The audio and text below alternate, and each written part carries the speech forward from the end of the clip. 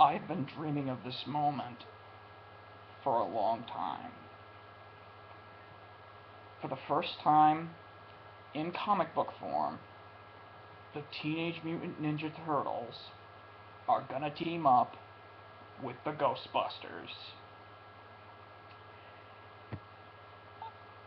Now, the whole idea of having the Ninja Turtles and the Ghostbusters together in one story was like a pipe dream to me.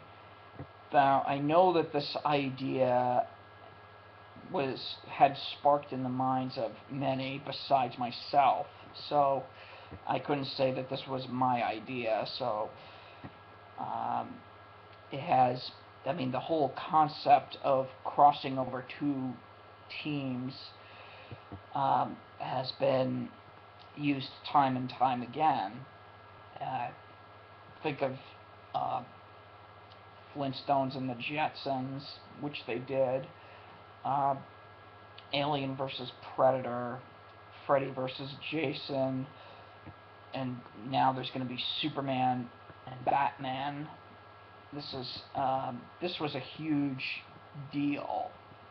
I mean, especially since both are both properties are 30 years old now. They've both been created in 1984.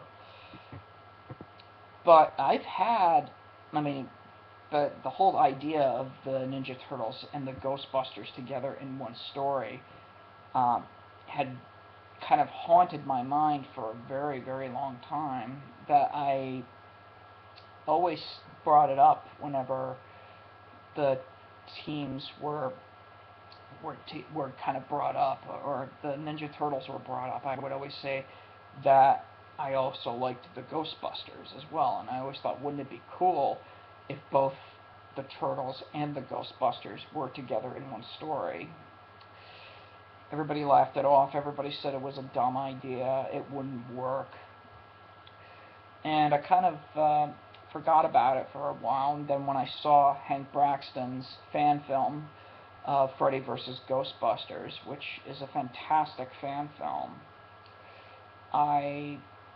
the whole idea of the Ninja Turtles and the Ghostbusters teaming up came back to me, and I started to think about, what, where did my, where did my concept of the Ninja Turtles and the Ghostbusters crossover start?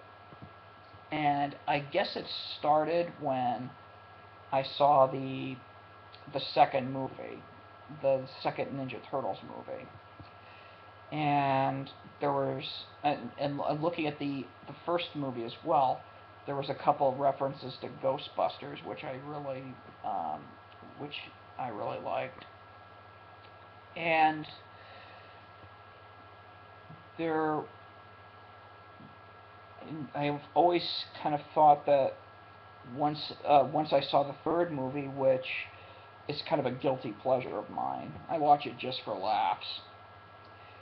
I had this I always thought that the reason why the third movie didn't work as well as the other two films did was the fact that Shredder wasn't in it. That was because they killed him off in the second movie. But I kind of thought, well, what if Shredder came back as a ghost, but in the form of Super Shredder? Because before he was killed off in the second movie, he turned into Super Shredder.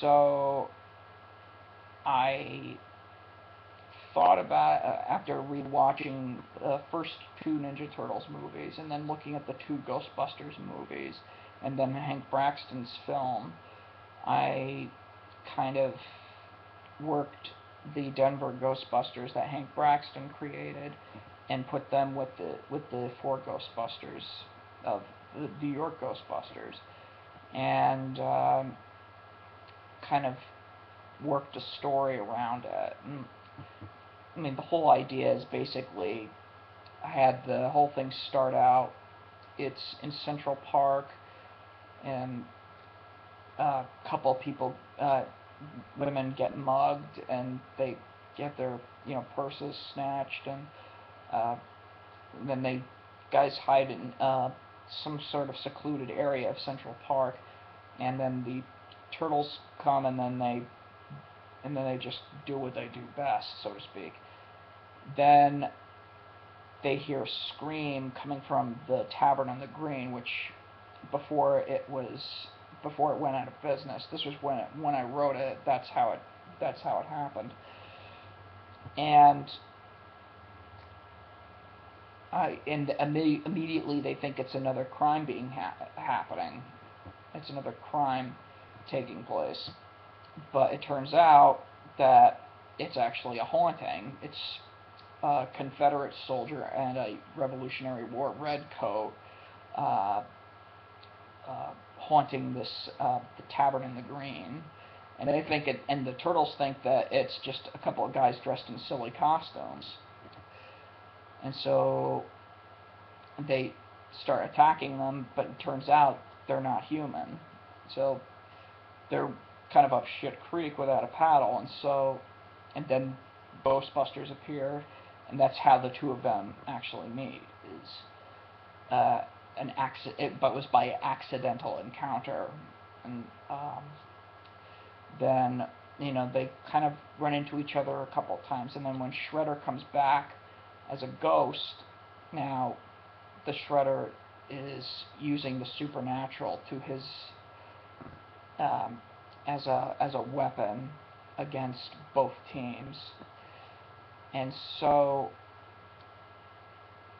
there was a couple of other set pieces that I had in my story. One was a huge battle scene that took place in like Fifth Avenue, and there was one scene that took place in the ballroom of the Plaza Hotel where like spirits start floating around all these party guests, and the final conflict at the end, where is a scene where it takes place in a graveyard in the middle of Central Park, similar to what they did in Ghostbusters the video game, towards the end of the video game.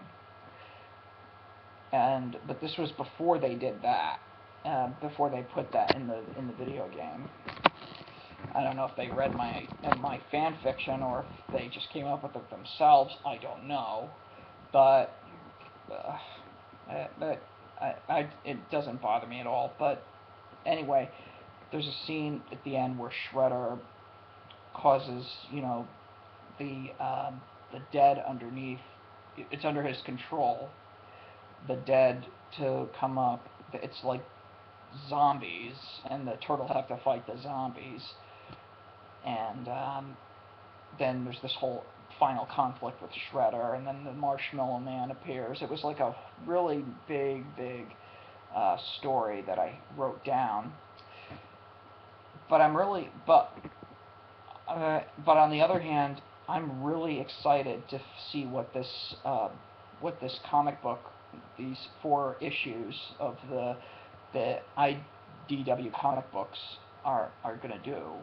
And so I look forward to seeing the story they created.